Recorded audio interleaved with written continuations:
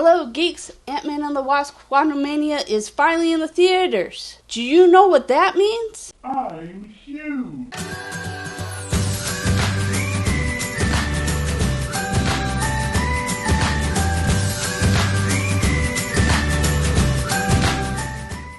So does anybody else notice that Ant-Man, supposed to be small and taking care of those little people, actually spends more time huge than he does small? Anyways, Ant-Man and the Wasp: Quantumania. Definitely a great movie. I think I put it in my top 5 for Marvel movies. It is very balanced, in my opinion. It is the Goldilocks of quirkiness. It's not overboard like some of the Thor movies have been recently, and it's not so little that the movie gets boring. The pacing is also great. A lot of the newer MCU movies seem to have this long, drawn-out intro where nothing happens and they just go back and talk about stuff that you should already know if you watch the movies previous, not the comic books even, just the movies previously shown in the MCU, and nothing happens. And then, all at once, climax! We're excited! Going in action! And then it's the end. Ant-Man and the Wasp: Quantumania, however, has a nice pace that's always moving, but not too fast. And there's just the right amount of action in between. And it's nicely story-driven as well. It's not just all action, action, action, action.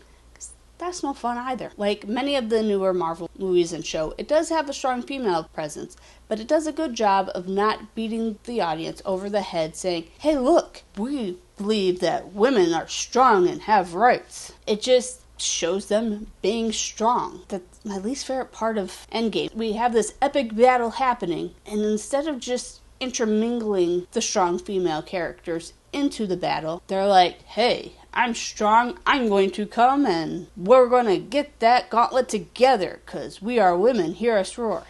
And I'm just like, we don't need that, Marvel. In the movie, it's basically Ant-Man and his family stuck in the quantum realm because of an experiment that Cassie was performing, that she wanted to map the quantum realm without actually being there. Unfortunately, this sends a signal to the bad guys, and they pull the whole family in. Hence, they are stuck. I really enjoyed this movie. Definitely would say it's in my top 5, maybe even my top 3. Spider-Man's still number 1. But it has issues. And to explain my issues with it, there's going to be spoilers. So if you haven't gone and seen it yet, go see Ant-Man and the Wasp: Quantumania, and then come back and watch this video. Because from here on out, there's going to be spoilers. You have been warned. Talking to you. Don't want to hear about, spoilers in the comment. I warned you. The movie does a good job of connecting Loki into the MCU. And I'm not only talking about the second end credit scene, but if you listen to Kane's story that he tells Janet of how he ended up in the quantum realm, it is pretty much identical to the animation that we see in episode 1 of Loki, where there's a war happening with the various timelines. In order to stop that, the TVA was created to protect the sacred timeline. However, that's where I start having issues. But we'll get back to that in a second. So after doing some Googling, because I don't read comics, I don't always have all the answers. So I have to go and Google the answers. In Googling, we learned that the ones that survived created the TVA. However, the video shows that there's 3. And at the end of Loki, we see that there are 3 statues, all looking similar but slightly different. I believe that there's actually 3 versions of Kane that created the TVA. I think one of them died, the one that survived was exiled, and then there was one that ran away. And he's the lizard man that we see in the end credit scene of Ant-Man and the Wasp: Quantumania. And that is why Loki thinks that lizard people created the TVA. But if there's only one sacred timeline, and every time it branches off, the TVA goes after the variant that caused the branch, then the MCU makes no sense. We have America Chavez running through the different multiverses, which are basically different versions of the timeline because of different choices made previously. She's been doing it for years, not just since Loki was around. How is she doing that if there's only one sacred timeline? And then we have, going back even farther, we have Spider-Man No Way Home, where we have 3 different Spider-Men. Spider-Man's alternate name, Spider-Man. So would multiple of him be Spider-Mans? Or because a plural man into men said Spider-Men. I don't know. Let me know in the comment section below. Anyways, we have the various Spider-Men, mans, whatever, connecting in Spider-Man No Way Home. And again, different timelines coming together into the sacred timeline. And they've already lived their lives. How is that possible again if there's only one sacred timeline? And then we have the Avengers, who went back in time, and they had to create a new branch at that time, but yet that was okay and planned.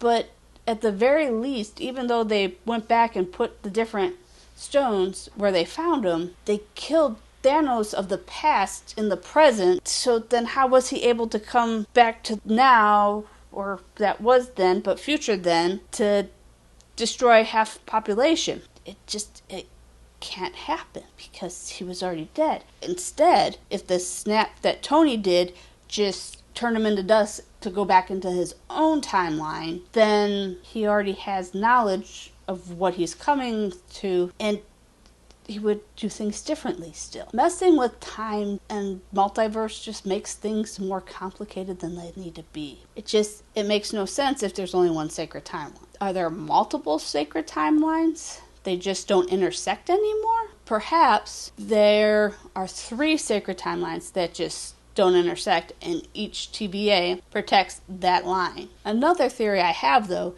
is that the TVA is actually within the quantum realm. It might not be on that same lower level that Ant-Man and the Wasp take place in. I think it's actually a level or 2 up, but as they explain, the quantum realm is neither time nor space, just like the TVA. But we do see that Kane crashes down into that level of the quantum realm that we do see in Ant-Man and the Wasp Quantumania.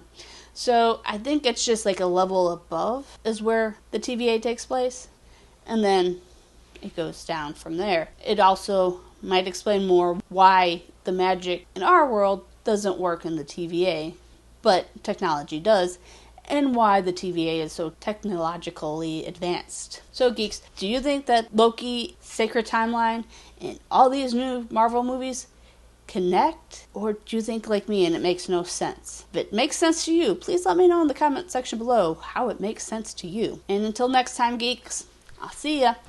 Don't forget, if you're new here, like and subscribe.